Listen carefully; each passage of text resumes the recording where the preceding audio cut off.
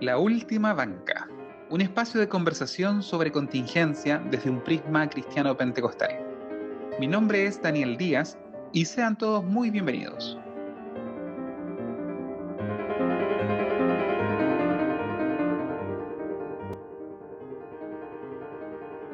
Hola y bienvenidos a un nuevo episodio de La Última Banca. ¿Cómo estás, Daniel Díaz? Hola Hans, ¿todo bien por acá? Gracias al Señor. La familia bien, como digo cada vez que grabamos capítulo durante estas fechas, viviendo el invierno. Es día martes, así que después de la elección presidencial, que va a ser el tema que vamos a hablar hoy. Así que, siendo bien sincero, aunque vamos a tratar el tema con la mayor objetividad posible, aún tengo ese sabor amargo del resultado que fue inesperado en cierto sentido, especialmente por la diferencia entre uno y el otro candidato. Así que, aparte de eso, todo bien. Justamente vamos a hablar de los resultados de la segunda vuelta de la elección presidencial acá en Chile, donde Gabriel Boric fue el candidato que ganó la presidencia de la República y empezará su gobierno en marzo de 2022, el próximo año. Daniel, ¿tú tienes algunos antecedentes sobre la elección? ¿Nos podrías compartir, por favor? Sí, no hay problema.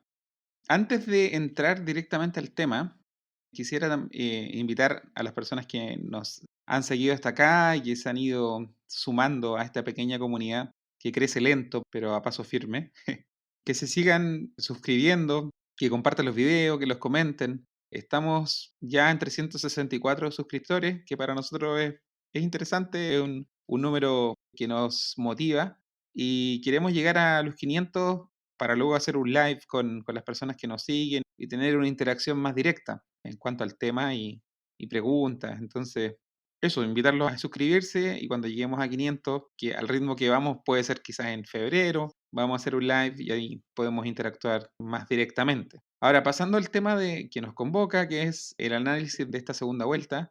En esta segunda vuelta se enfrentaban, elección presidencial en Chile, para terminar el contexto, en esta segunda vuelta se enfrentaba Gabriel Boric del Pacto Apruebo Dignidad, se enfrentaba a José Antonio Cast del Frente Social Cristiano.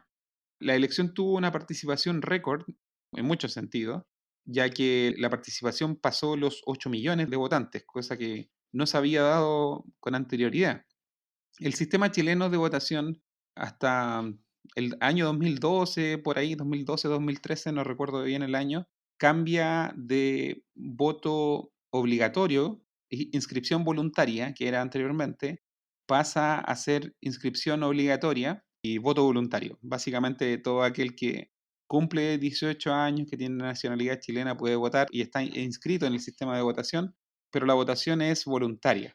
Entonces el universo de votantes creció automáticamente. El universo de votantes ronda los 15 millones. Cuando el voto era obligatorio, pero la inscripción voluntaria, el universo de votantes era cerca de 8 millones. Entonces, la participación, considerando el universo de 8 millones, la participación en las votaciones anteriores siempre rondaba el 80%, 90%. Eran participaciones en las elecciones presidenciales que se daban en esos rangos. Pero cuando entra el voto voluntario, con la inscripción obligatoria y aumenta el universo de votantes a 14 millones o 15 millones como está actualmente, la participación siempre anduvo bajo el 50%. Cuando salió Bachelet, la segunda vez que sale, votaron cerca de 6 millones de personas, 6 millones y algo. De hecho, hubo una baja de votación entre primera y segunda vuelta. Cuando salió Piñera en su segundo mandato, la votación llegó a los 7.400.000, creo. Ah, no, a los 7 millones, llegó a los 7 millones. La primera vuelta habían sido 6.700.000 y en la segunda vuelta votaron 7 millones de personas. Y en esta primera vuelta de la elección de este año, votaron 7.114.000 personas. Y todos esperaban, las personas que analizan esto, que se dedican, esperaban a que el aumento en la votación fuese como en el plebiscito del año pasado, que había sido el récord anterior, que pasó el 50% de participación, 50.95% de participación y votaron cerca de 7 millones y medio de personas. Se esperaba un aumento en la votación en una cantidad parecida, unas 400.000 personas más votando, porque era una sola votación, solamente presidencial, no estaba lo que se dio en la primera vuelta, donde se eligieron también senadores y diputados y también cores. Entonces era una votación más simple con dos opciones, se esperaba un aumento, pero nunca un aumento como el que ocurrió. En la primera vuelta votaron 7.114.000 personas y en esta segunda vuelta votaron 8.364.000 personas. O sea, un aumento casi de 1.200.000 personas. Y eso terminó cambiando todos los pronósticos y todas las predicciones. Estuvieron un poco alteradas porque nadie esperaba un aumento en el universo de votantes tan drástico. Como les decía, las votaciones anteriormente siempre andaban rondando el 50% y ahora llegó al 55.65, un aumento bastante importante. Y el porcentaje que sacó José Antonio Cast fue del 44.13% de los votos, que en número de votos fueron 3.649.000 votos, una cantidad bastante importante. Si lo comparamos, por ejemplo, con la presidencial anterior, el Sebastián Piñera salió electo con 3.796.000 votos. O sea, José Antonio Cast solamente tuvo unos ciento y algo mil votos menos que Piñera, y a Piñera le bastaron para ganar con holgura, con una diferencia de 9 puntos por sobre Guillet, el candidato de la fuerza de la mayoría, Alejandro Guillet. Pero en este caso, acá esto lo dejó bastante lejos del ganador, que fue Gabriel Boric, que obtuvo 4.620.000 votos. Eso es un récord. ¿No? Creo que no ha salido el presidente electo con tanto voto. Y la diferencia de puntos fueron cerca de 11 puntos de diferencia, puntos porcentuales. Boric obtuvo en esta segunda vuelta 55.87% de los votos y Kast 44.13%. Entonces, el aumento en la votación es bastante importante. Puedo desglosar más datos comparando cómo cambiaron las regiones y dar otras comparativas de números, pero no sé si Hans quiera decir algo o continúo con esto. Sí, el tema que a mí me sorprende es como es este número de votantes que aparecieron entre la primera y la segunda vuelta. Creo que es impresionante cómo apareció tantas personas a votar, en este caso por Gabriel Boric. No entiendo si fue el miedo que se instauró en torno a la figura de Kast, por, no sé, todo lo que se dijo, que era de ultraderecha, que representaba a un grupo intolerante, o es un desacuerdo completo a las propuestas que él tenía. Me refiero a que ese número que se movilizó para votar por Boric habrá sido por esos temores o netamente se dieron cuenta que el candidato que los reunía o que representaba su forma de pensar era efectivamente Gabriel Boric y por eso votaron por él. Entonces, o puede ser una mezcla de las dos, no sé. Pero me llama la atención ese número tan alto en cuanto a la diferencia entre los que estaban en la primera vuelta versus la votación de Gabriel Boric en la segunda vuelta. Le podríamos echar una mirada, no sé, Daniel, si podríamos entrar ahí. Sí, otros datos que tengo más, muy rapidito. Solamente en la comparativa Boric y Kast. Boric ganó la vez pasada en 6 regiones del país, contando las más pobladas como eran la región metropolitana, y Kast le ganó a Boric, no necesariamente ganó la región, en 10 regiones, y Boric ganó en solamente 5 regiones en la vez pasada. Y en esta ocasión, Kast gana en 5 regiones en la segunda vuelta y Boric gana en el resto, en 10 regiones creo. Entonces hay un cambio importante en la votación, un aumento en cada región. Acá tengo una tabla Excel donde estuve analizando esto. Donde menos aumentó la votación fue la región de Arica y Parinacota, donde solamente aumentó en 2.621 votos, comparando la primera con la segunda vuelta. Y donde más aumentó la votación fue en la región metropolitana, donde aumentó en 551.602 votos. O sea, hubieron más de medio millón de votos más en la región metropolitana respecto a la primera vuelta. Otro dato interesante es que la diferencia, bueno, esto ya lo mencioné antes, entre primera y segunda vuelta fue de 1.249.734 votos.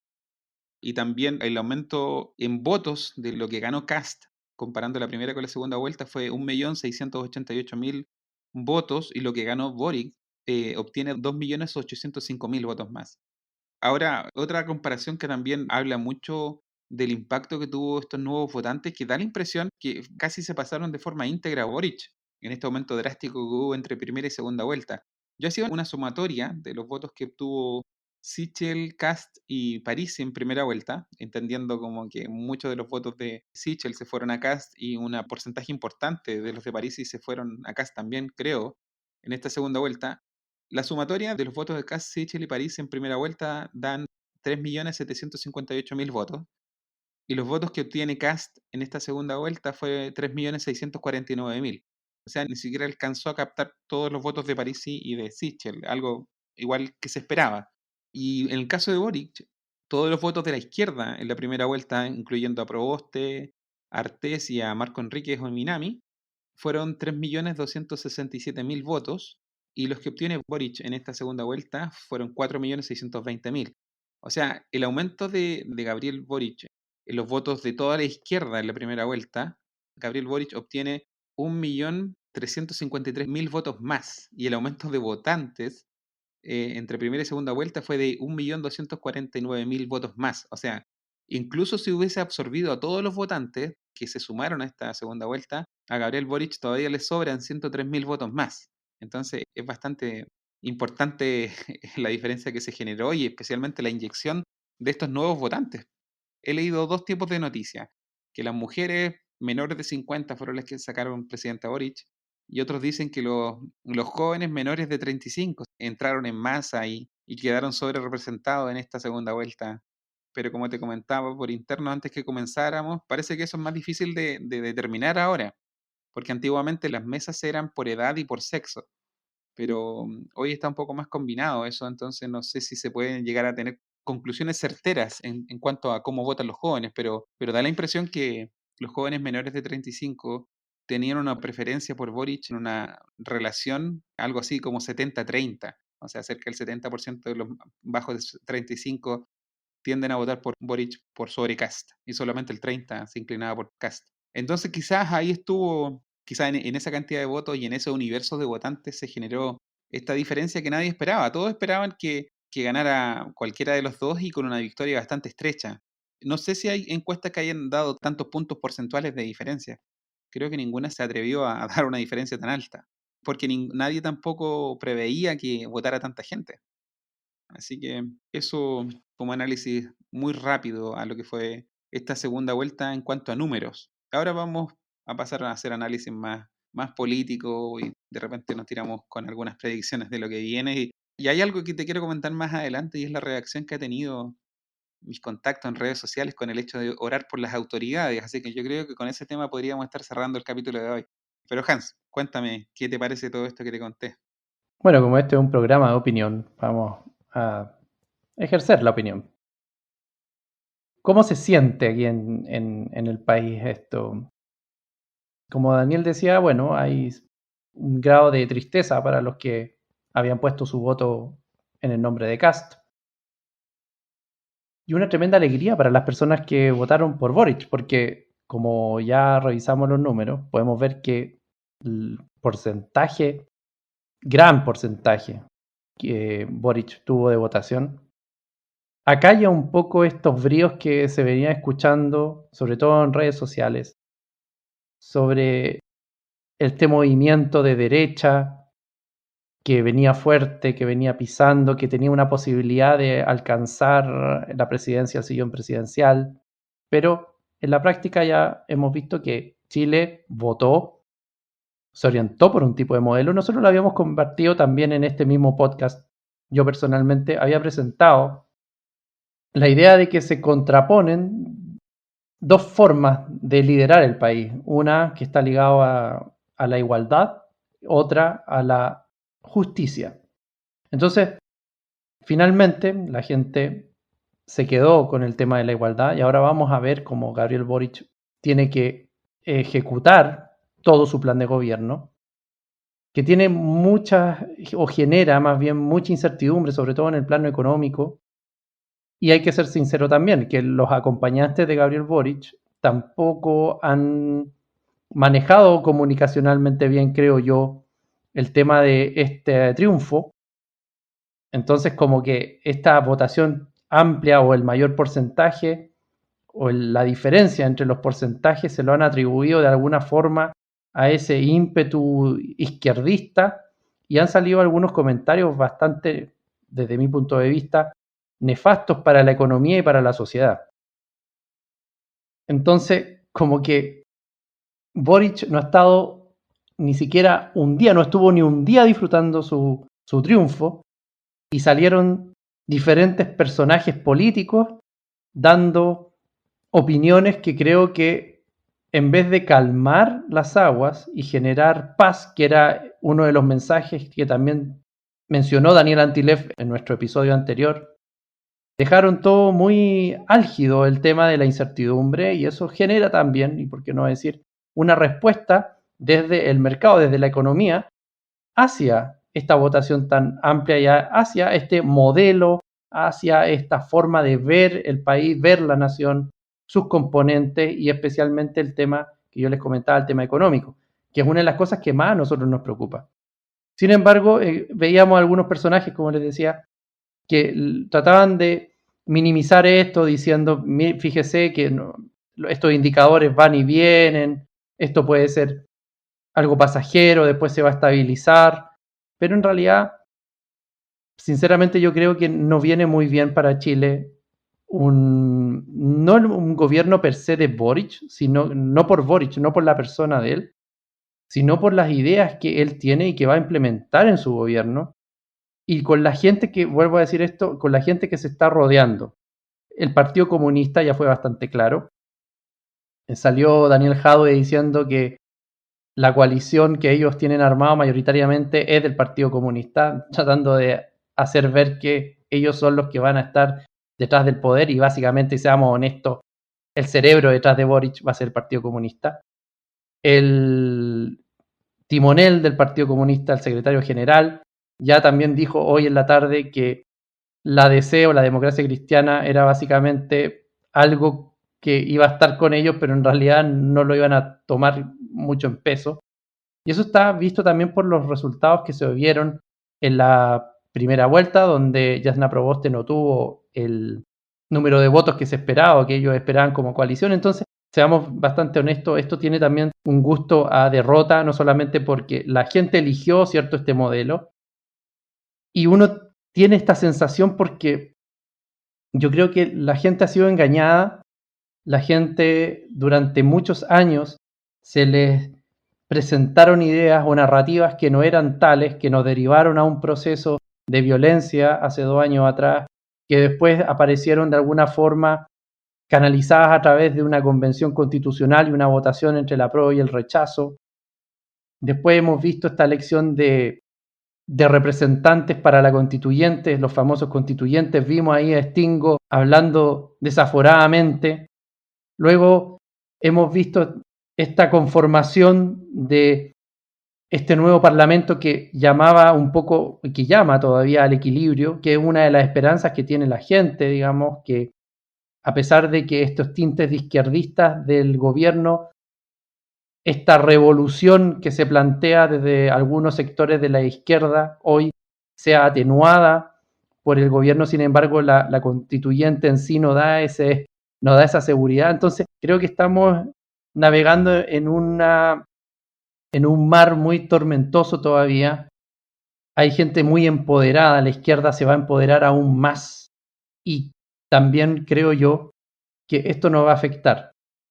Quiero ir más adelante con lo que yo he visto sobre el pueblo evangélico. Creo que ahí hay una crítica muy grande que hacer, pero creo que hay que darle espacio primero a otra parte o otro análisis del tema.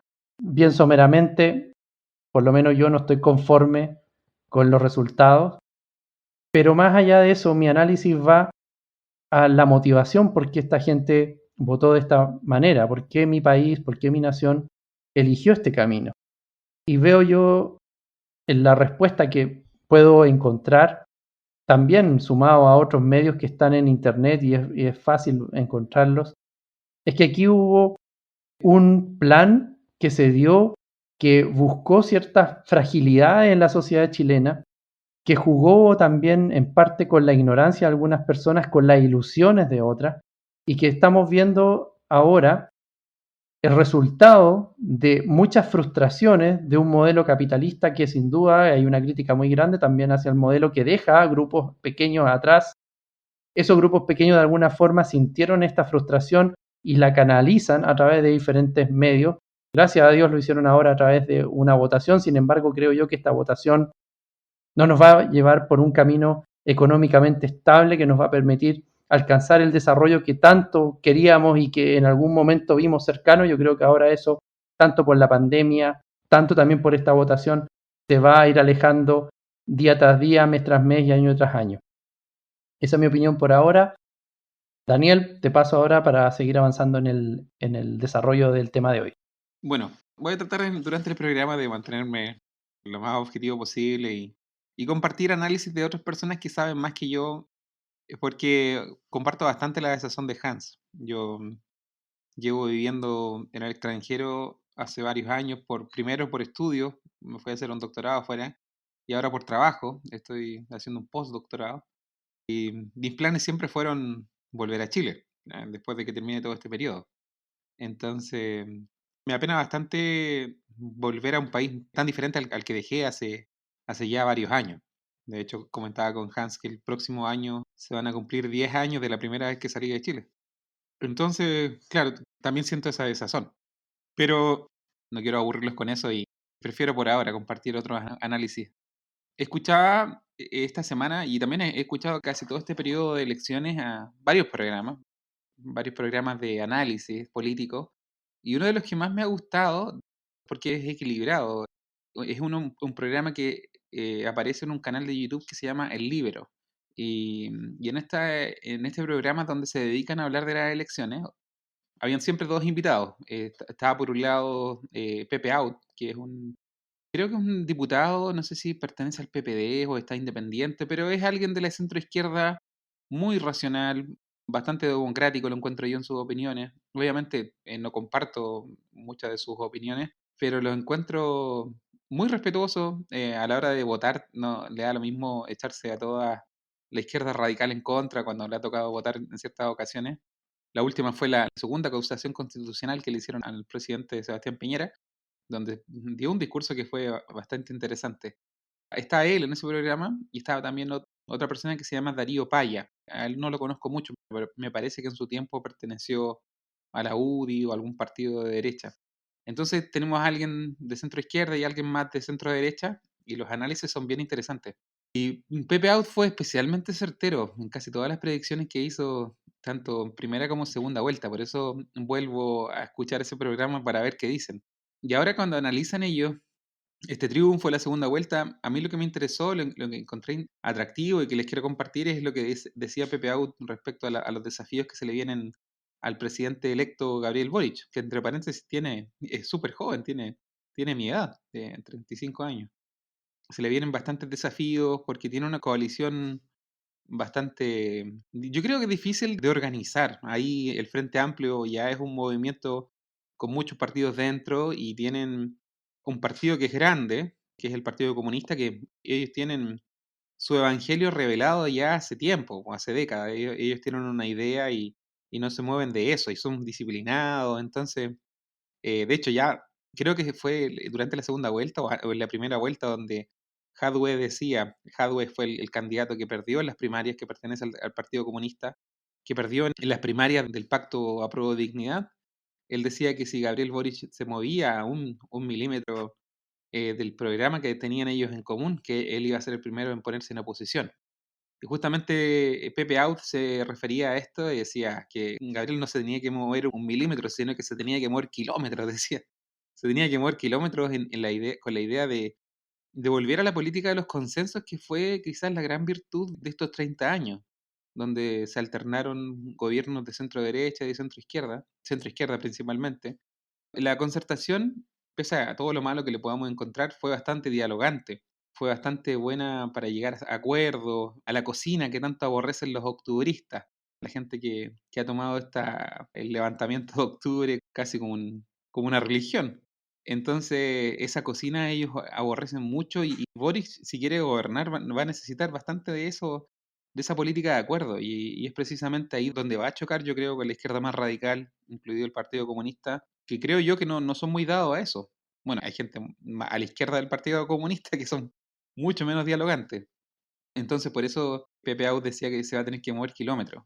Y el mismo Pepe Out decía que considere Gabriel Boric los votos que obtuvo la coalición, el Apruebo Dignidad. No sé si se refería a los votos que obtuvo en las primarias, que fue algo así como un poco más de 1 millón, y a los votos que obtiene Boric en esta segunda vuelta. Y decía que Gabriel Boric había casi triplicado los votos de la coalición Apruebo Dignidad. Entonces, como que entendiera esa señal, que él está gobernando para un universo mucho más amplio y que los votantes que lo pusieron a él de presidente van mucho más allá del pacto Apruebo Dignidad.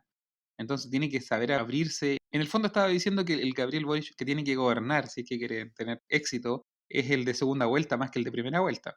Entonces eso por un lado.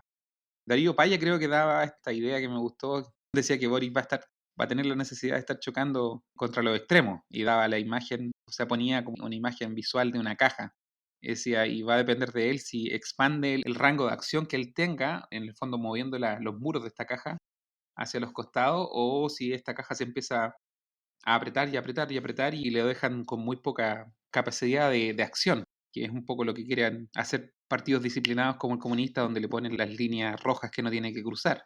Entonces yo creo que se viene un gobierno complicado para Boric, no tanto por la oposición de la derecha, porque la derecha no tiene el comportamiento militante de calle que tiene la izquierda. Entonces no le va a venir una oposición, creo yo, como un segundo estallido social o algo por el estilo. Porque creo que la derecha nunca ha tenido esa vocación, sino que la presión de la derecha se mueve más a nivel parlamentario, quizás también más empresarial, algunos dirían, pero no en la calle. Entonces no va a tener esa oposición, por lo menos de la derecha, pero sí puede que tenga oposición en la calle de una izquierda más radical y no democrática. De hecho, ya se han pronunciado, vi un video del Frente Patriótico Manuel Rodríguez, que esos tipos deberíamos tomarlo y ponerlo en un museo, porque están completamente perdidos, creo yo. Todavía existen afiebrados que se unen a estos grupos con tintes medios terroristas, o terroristas abiertamente, como el Frente Patriótico Manuel Rodríguez, donde se pronunciaron contra Boric y contra justamente esta idea de llegar a los consensos y hacer una política similar a lo que le permitió el éxito a la concertación en los pasados 30 años.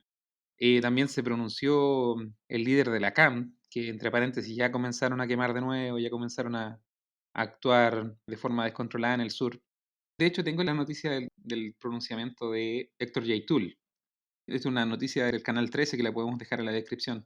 El fundador y vocero de la coordinadora de Arauco Mayeco, Héctor Yaitul, dijo: Boric y Kast son las dos caras de una misma moneda, en un mensaje enviado por WhatsApp a sus contactos esta semana, cuyo origen fue verificado por este medio. Con Boric y su gobierno pseudo-progre ni siquiera habrá reformismo, habrá conservadurismo oligarca. Se mantendrá el sistema capitalista en formato colonial y se seguirá reprimiendo al pueblo mapuche movilizado y en resistencia. Bueno, ustedes saben todo este lenguaje sobre ideologizado que tienen. Pero va a tener complicaciones, creo yo. Muy posiblemente esa caja se vaya cerrando más por la presión de la izquierda más ideológica y los grupos más extremistas que por el otro lado, creo yo. Así que, nada, esperar que pueda tener un gobierno esperar que tenga un periodo lo más gobernable posible y que no se termine descontrolando el país y que el Estado de Derecho, que ya había sido debilitado por un presidente débil, como fue Sebastián Piñera, se ha afectado mucho más ahora en este próximo gobierno. Así que hay harta desazón, incertidumbre, hay hartas preguntas. Quiera Dios que tenga un gobierno lo más parecido a la antigua concertación y que eso sea de beneficio para el país. Piñera, Piñera who, Piñera quién. Nadie sabe quién es el presidente Piñera ya a esta altura, no aparece mucho, y a él le gustaba mucho estar en cámara, verse activo y todo, y este último tiempo nada. Apareció dando declaraciones, sin duda, claro, por la posición que tiene, pero como mencionó Daniel, el presidente Piñera hoy es casi un adorno, casi un adorno. Y viendo este tema de Boric y su gobierno, Daniel decía, bueno, vamos a ver o esperamos que el futuro presidente Gabriel Boric no tenga complicaciones. Personalmente, a mí no me interesa si el presidente Boric tiene o no complicaciones. El tema es que nosotros como pueblo vamos a estar complicados si no puede gobernar. Entonces aquí hay una encrucijada muy grande. ¿Qué hacer o qué va a pasar? No sabemos. Pero lo que sí sabemos es lo siguiente. Yo siento, y muchos de ustedes tal vez deben pensar igual, que este Boric, aquí Daniel también hacía alusión a este Boric de primera vuelta, al Boric de segunda vuelta, al Boric en la caja. Es bien complicado. El Boric de primera vuelta mostró una faceta o un programa, y el Boric de la segunda vuelta se disfrazó. Y veamos quién lo acompañó, porque para ganar esta candidatura, este tremendo trabajo territorial, como lo llama la izquierda que se hizo, estuvo acompañado de algunas figuras que no están muy cercanas al centro, y eso es una de las críticas que se le hizo, digamos, a la campaña de Boric, y que hoy se le atribuye que debido a que se reunió con estas personas, él pudo convocar a mucha gente y básicamente persuadirlos a que votaran por él. Por ejemplo, tenemos a Miguel Crispi, de Revolución Democrática, Gonzalo Vinter, el hombre que tiene 1000 votos, de Convergencia Social, Camila Rojas de Comunes, Camila Vallejo del PC, etc. Como ustedes pueden ver, y Giorgio Jackson también, se me había olvidado cómo me olvidé de Giorgio. Entonces, como ustedes pueden ver, es netamente gente de izquierda. Entonces, esta mirada convocante, este sueño de llegar al centro, de agrandar la caja, yo lo veo muy difícil. Boric va a tener dificultades, ya se le presentaron dificultades, no está ni siquiera en la moneda, no está sentado ni un día en el sillón presidencial y ya tiene problemas dentro de su mismo sector. Estas amenazas de Yaitul, estos arrebatos incendiarios que sufrió muchas personas en el sur, esto ya no es un indicador de a qué es lo que se va a enfrentar él. También tenemos este tema del Frente Patriótico Manuel Rodríguez, que no deja de ser que es una llamada de atención y que va a complicar no solamente al presidente, sino que nos va a complicar a nosotros como sociedad. ¿Quién nos va a proteger? La mayoría de la gente no anda con un fusil por la calle ni con armas. Hay que también eso ser súper honesto, como para poder defenderse de estos movimientos que tal vez pueden ser muy pequeños, atomizados, pero son muy violentos. Entonces ahí hay un problema de seguridad que es algo que Gabriel Boric prometió dentro de su campaña. También se me había olvidado que dentro de las personas que acompañaban a Boric para esta segunda vuelta era Isquia Siches, y ella es del Partido Comunista. Entonces se rodea de gente comunista. Se disfrazó de algo muy extraño, de cierta también una amalgama de ideas. Vemos que gana estas elecciones. Al día siguiente ya empezaron estas intervenciones que para mi gusto son malísimas, le quitan gobernabilidad y credibilidad, afecta a la gente. Entonces hay un sentido también de incertidumbre, no solamente en el plano económico, sino que también en el plano social. Y más encima, una de sus supuestas colaboradoras en el plano económico, volviendo al plano económico, ya dijo que no iba a participar en el gobierno, sino que se iba a quedar, entre comillas, aportando desde la academia. Entonces pasan todas estas cosas y no hay ninguna garantía de que esto vaya a ser algo positivo. A eso voy yo. Y en relación a la caja que mencionaba Daniel, ojo, que la caja también se puede convertir en un ataúd. ¿Ah? Tengamos eso en consideración. Y cuando me refiero a esto, no me refiero a temas físicos, sino que a un cadáver político, que no tiene consistencia. Vuelvo a decir esto, esta es mi opinión.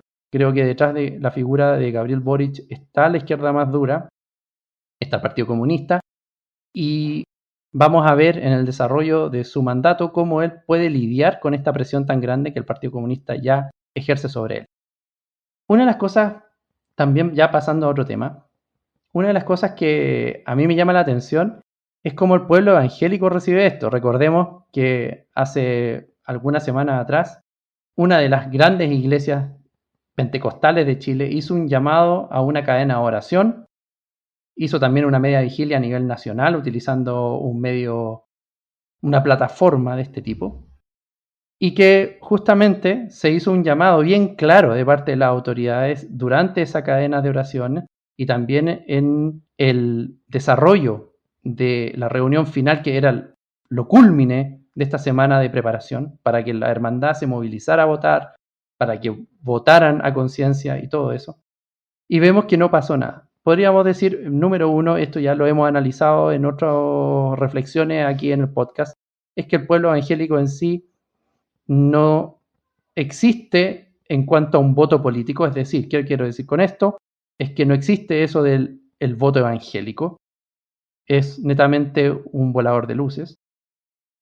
Y una representación de que esto no existe y que esa tendencia que se podría pensar de que el evangélico es un conservador de derecha o incluso de ultraderecha, un votante de Kast acérrimo, se cayó y se cae.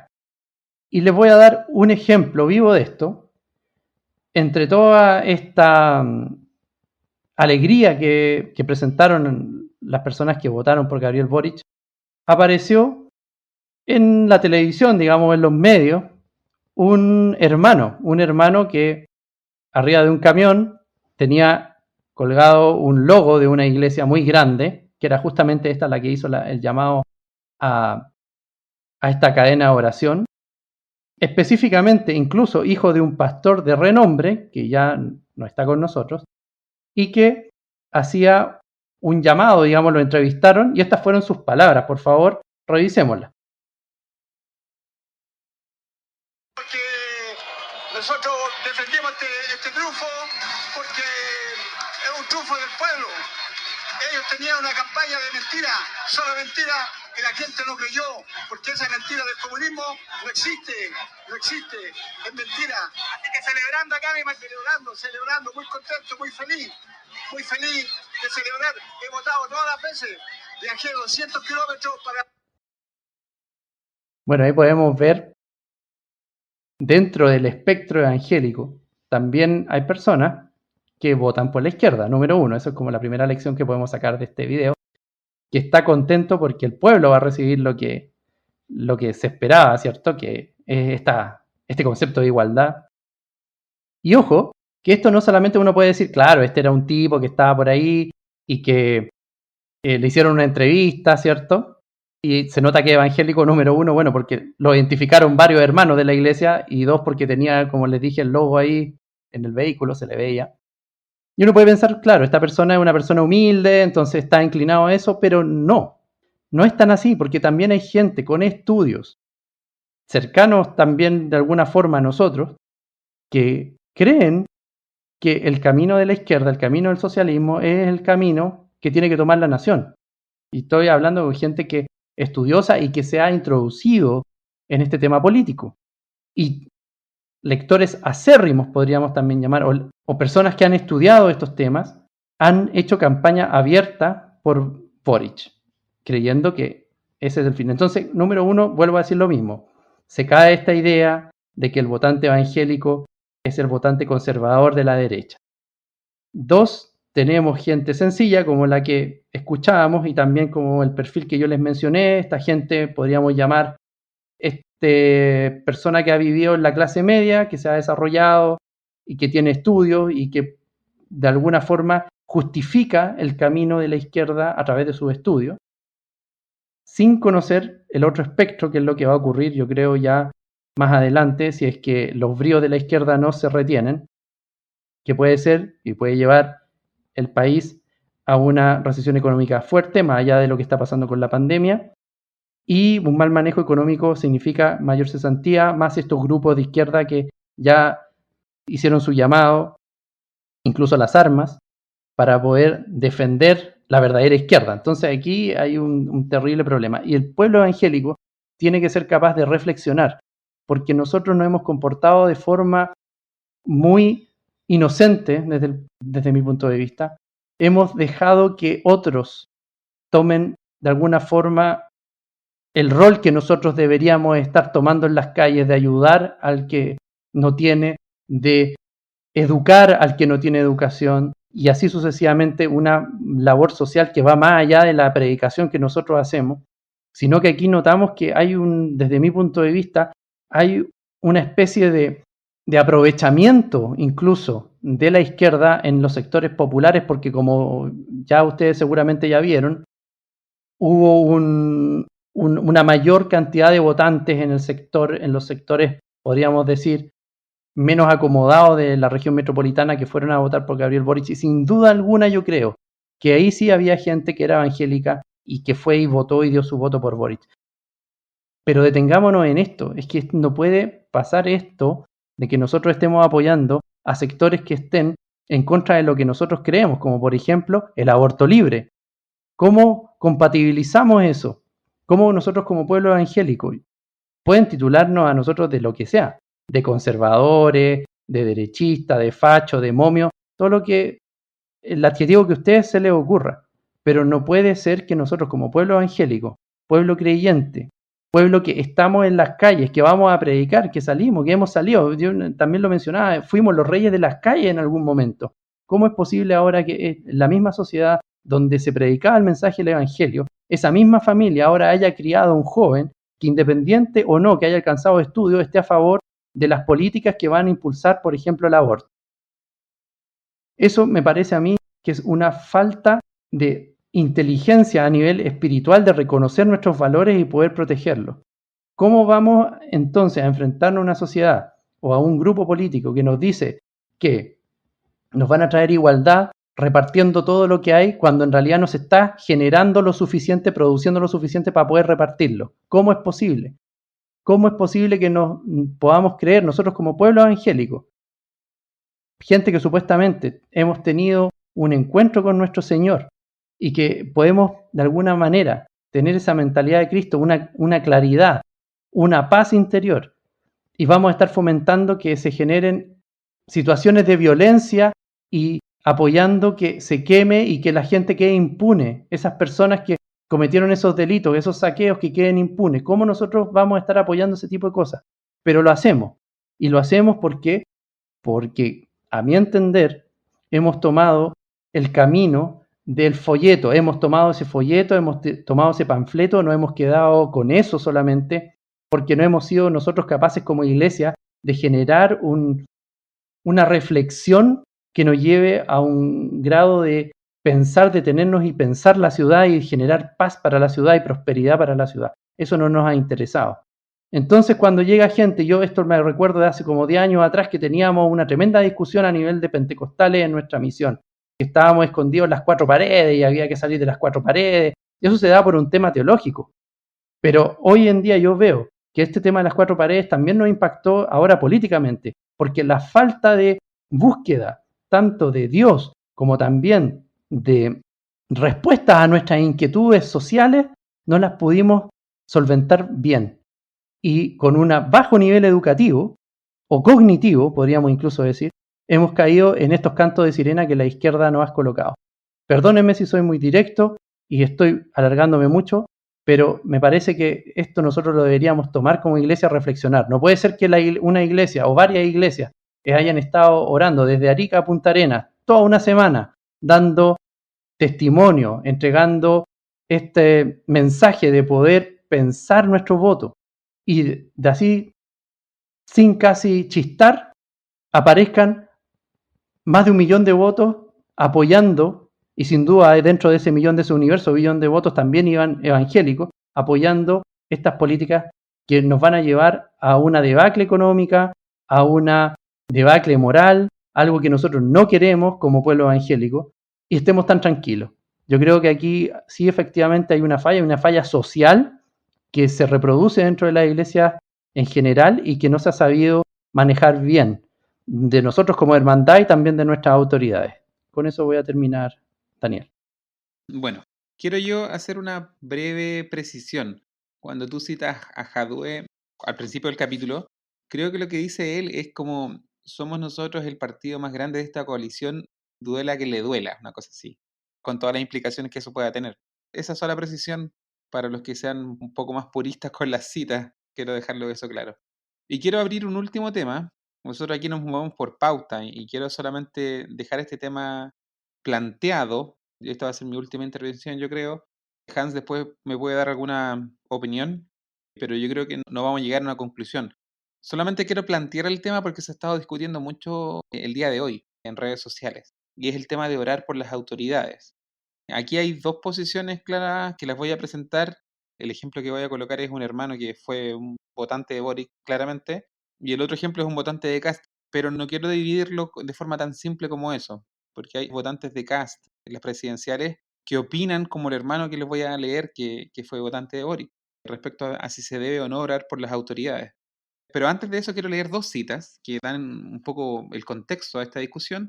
La primera está en el libro de Jeremías, capítulo 29, la carta de Jeremías a los cautivos que estaban en Babilonia. Recuerden que la cautividad babilónica se dio en 3 episodios. Creo que fue en el 605, en el 597 y finalmente en el 586. Todo esto antes de Cristo, donde la ciudad finalmente es destruida y el templo también. Entonces hay una ventana como de 20 años entre la primera deportación y la última. Entonces, en esta carta, antes que se diera la destrucción final de Jerusalén, en el 586, Jeremías le manda una carta a los que se habían ido en las primeras deportaciones y que ya estaban habitando en Babilonia, a los cuales los profetas de Jerusalén decían que iban a volver, que Dios iba a derrotar a los babilonios y los iba a hacer volver, junto con todo lo que se habían robado del templo. Pero Jeremías les manda una carta y les dice varias cosas, pero quiero destacar un par. Del versículo 4 dice: Así ha dicho Jehová, capítulo 29 de Jeremías, versículo 4. Así ha dicho Jehová de los ejércitos, Dios de Israel, a todos los de la cautividad que hice transportar de Jerusalén a Babilonia. Edificad casas y habitadlas, plantad huertos y comed del fruto de ellos, casaos y engendrad hijos e hijas.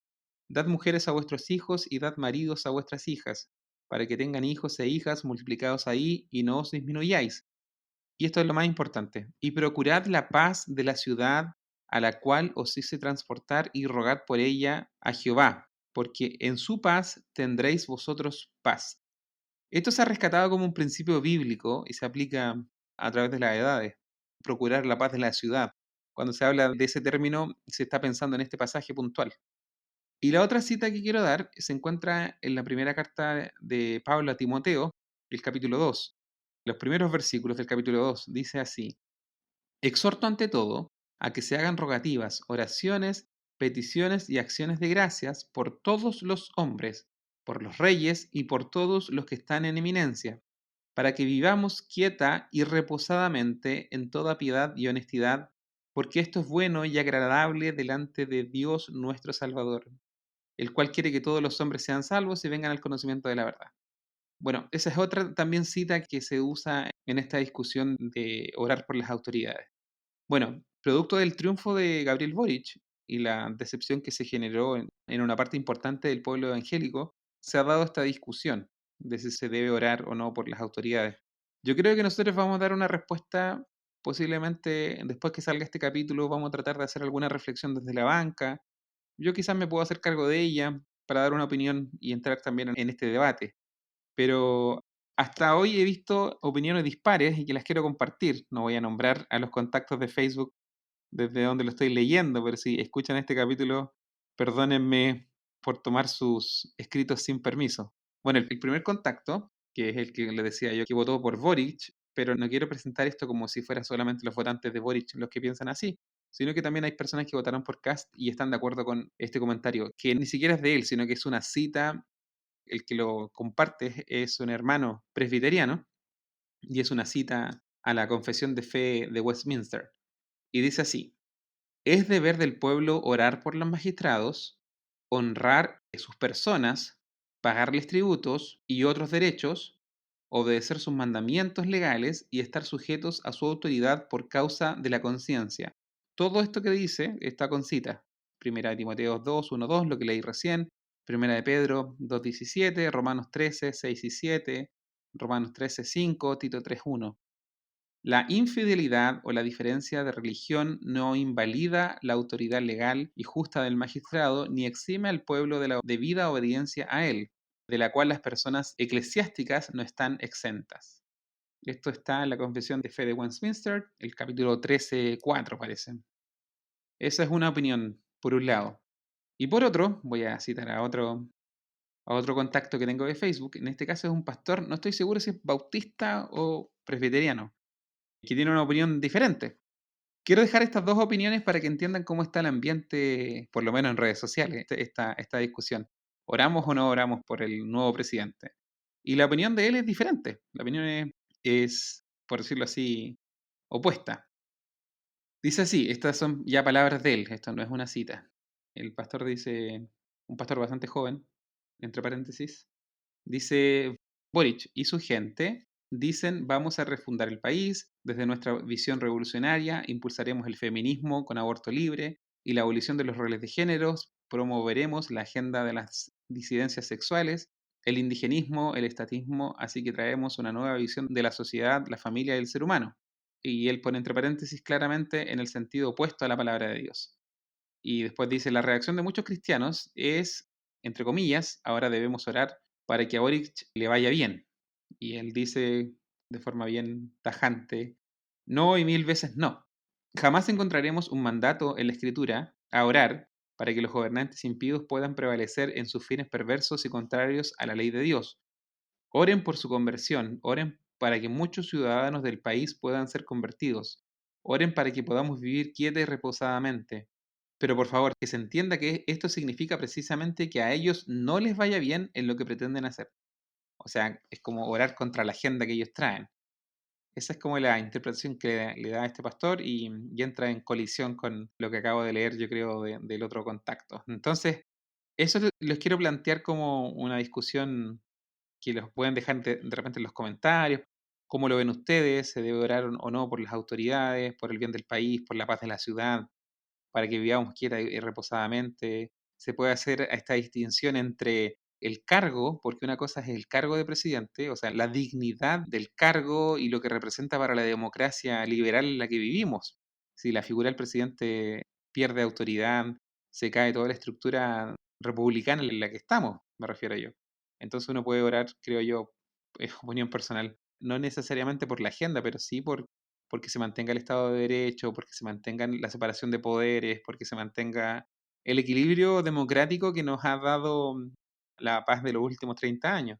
Y no necesariamente orando así vamos a estar orando porque se cumpla la agenda del gobierno que esté en ese momento. Bueno, ahí voy un poco divagando y tratando de analizar estas dos opiniones que leí. Pero sería interesante que ustedes dejaran en los comentarios su opinión, qué opinan sobre esto y generar un poco de discusión que yo creo que es sana cuando se hace con respeto y manteniendo el amor cristiano. Siempre digo que en el cristianismo tenemos esa libertad de disentir en amor. Y eso, yo creo que con eso yo terminaría mi participación. Obviamente me voy a despedir más adelante, pero quiero que Hans haga su última intervención ya para ir cerrando este episodio. Más que nada agradecerte, Daniel, por presentar, digamos, nuestro próximo paso, que vendría siendo esta reflexión. Así que te vamos a cobrar ese trabajo.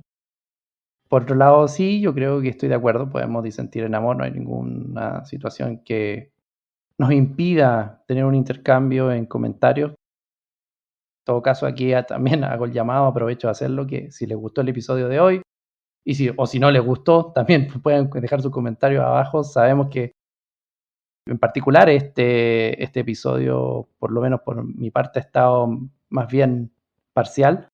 Y creo que de todas maneras sí recojo parte de la inquietud de las personas en relación a lo que decía Daniel, a orar por la paz o esta situación.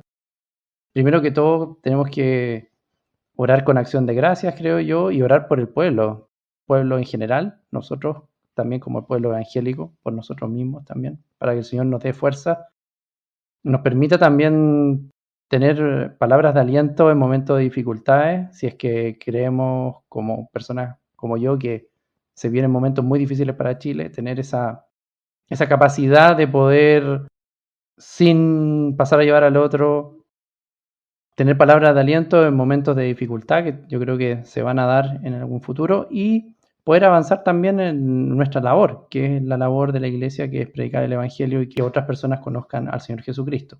Dicho esto, nuevamente los incentivamos a que puedan comentar, y yo por esta parte ya me estaría despidiendo. Les agradezco, suscríbanse al canal, ayúdennos también con eso, compartan este video si es que les pareció interesante, y nos estaríamos viendo ya en otra oportunidad. Daniel, un saludo, un abrazo, que estés muy bien. Nos vemos, Hans, gusto como siempre, y bueno, repito la misma invitación, suscríbanse, lleguemos a los 500 suscriptores luego y así podemos compartir en un live con una interacción más fluida como se da el programa en vivo. Así que es un gran abrazo, Dios les bendiga y nos estaremos viendo pronto en el próximo episodio. Este fue un nuevo capítulo de La Última Banca, los esperamos la próxima semana.